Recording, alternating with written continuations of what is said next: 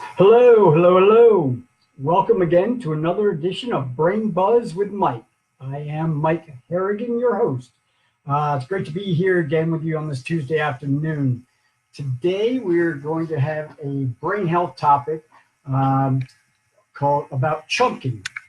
That's chunking, chunking. And if you've been in some of our power braining classes, you may have heard us talking about chunking. But we're going to give you a little bit of background on it, what it is, why it matters, and how we can leverage this to help ourselves in our daily lives. So before we dig into that, we need to give you a little bit of background on some of the systems of the brain that are involved in chunking. And one primary or the main system here is working memory. A short-term memory as opposed to working memory. It's similar to working memory, but it's a little bit different. So might as well touch on that. Distinction between working memory and short-term memory. Short-term memory is information you get and you hold on to for a short period of time, and it's just holding on to that information, right? Working memory is more you're getting that information, but you also need to then massage it and marry it with some other things and possibly use it, make some calculations based on that. But right now, we're really more focused on working memory and its impact, what it does for us, and how chunking can help us with that. So again, working memory is getting information and holding on to it for a short period of time as we need it. There are two primary components of working memory. That is duration and capacity. So duration is how long we can hold on to that information, and capacity is the amount of information we can hold on to in our short-term memory. So first, duration. Essentially, most times it's about 20 to 30 seconds the average person can hold on to information in their short-term memory. Some people it's shorter. If you get distracted, it's certainly going to be shorter. You need to be able to focus because, in fact, what short-term memory is, it's the holding on to that information. It's getting delivered to our brains from our various senses, and it's what we're consciously aware of. It's not on a subconscious or an unconscious level. Short-term memory is what we're thinking about consciously.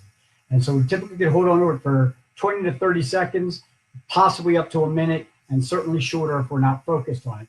Capacity is the amount of information we can hold on to during that period. So the capacity, traditional understanding was that we hold on to somewhere between 5 and 9 pieces of information in our short-term memory. More recent research has shown that the cat might be closer to 4. Now, some people can hold on to more information for longer periods of time, others less. But it is certainly limited, right? What we can hold on to is limited. But we can practice this, we can enhance it, and actually that'll have a huge impact on our daily lives. So again, what is chunking? Chunking is taking bits of information that we get and breaking it down into groups of smaller bits of information. So a classic example is a phone number. A phone number typically has 10 digits, right? Your area code, your local digits, and then the final 4 digits of the phone number. And it's very difficult to hold on to 10 digits. In fact, it's beyond most people's ability to do that. So what we've done, what we naturally do, is we break those first 3 numbers into one number, the second 3 into another number, and then the last 4 into another. So it might be 703, 555, 1212. We don't remember each digit individually. We remember the 703 as one thing, the 555 as one number, and then the 1212 as a number. So we're really only holding on to 3 bits of information. We're basically hacking our brain, tricking our brain into thinking this is just 3 bits of information, when in fact it's actually comprised of 10. So when we do this, our brain does this kind of thing naturally for us all the time. But what we want to do is really find ways that we can use this and enhance this skill and practice this ability to allow us to do more with our memory, okay? So ways we can do that are, first of all, we can use this when we're trying to remember people. So when we're trying to remember people, we might break them down into elementary school kids, middle school kids, and then high school kids. So instead of trying to remember all the different kids on their own, you start think about one group of the elementary, then the middle school, and then the high school. Or you might think about them in groups of families. There was a few people here and they were part of that family, and another group part of that family. And so your brain has a better ability to hold on to and grasp these things when they're broken into these smaller groups. You may also do it with a list of items that you get.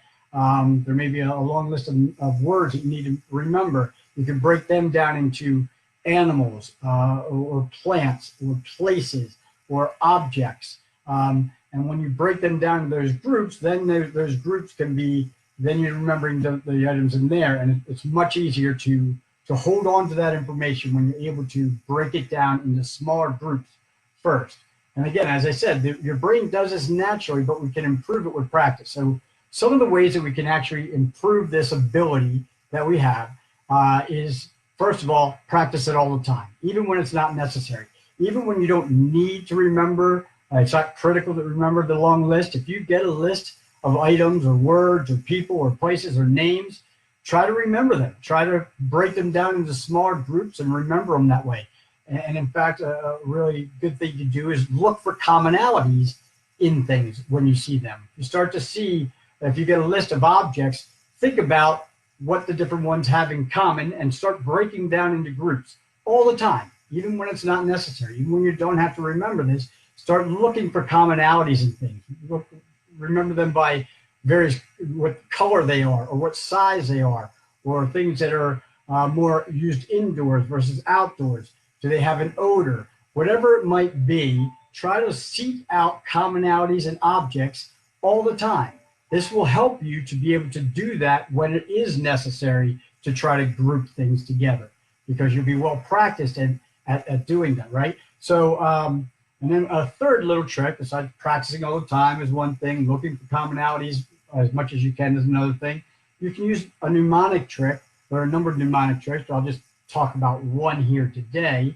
And it is the combining of the first letter of different words to create another word. We do it here at the Braining Center all the time.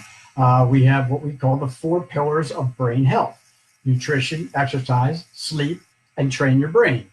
We call it NEST.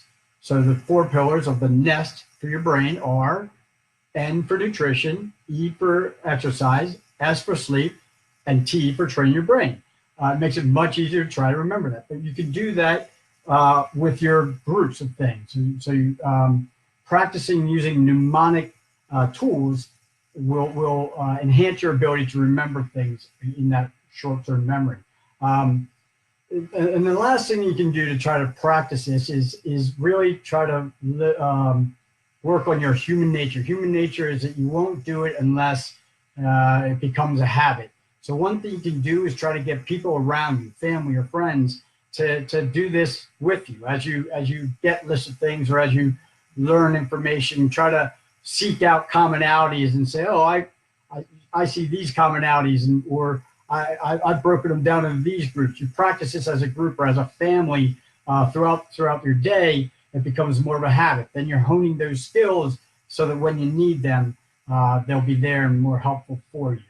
I hope that's helpful for you. It is something that is really, really important as far as your short-term memory is something you use all the time. It's a critical piece of your intelligence, and it is something that tends to decline as we age. But practicing this and practicing the skills that enhance working memory, like chunking, is something that you'll find is very helpful for you or for your loved ones as you go through your day. One last side note benefit to doing this and practicing these skills is that it will also help you enhance your creativity. As you're practicing these skills of chunking things together and practicing skills of looking for commonalities, you're actually going to be enhancing your ability to be creative. And in the words of Steve Jobs, creativity is really just connecting things together. It's not always coming up with something that's completely different and never been thought of. It's grouping things together that are already out there to create something new and different. And that's really all chunking is doing, is putting things together so that you can remember them better later. Thank you. I hope that was helpful to you. If you have any questions, you can always reach us at Braining Center at headstrong1.com. That's Braining Center at headstrong1.com. And until then, until next Tuesday, have a great week. If there are any other questions, I can answer them now. If anyone has questions that are out there, I'll answer them now. Otherwise, again, we'll see you next Tuesday. Thanks.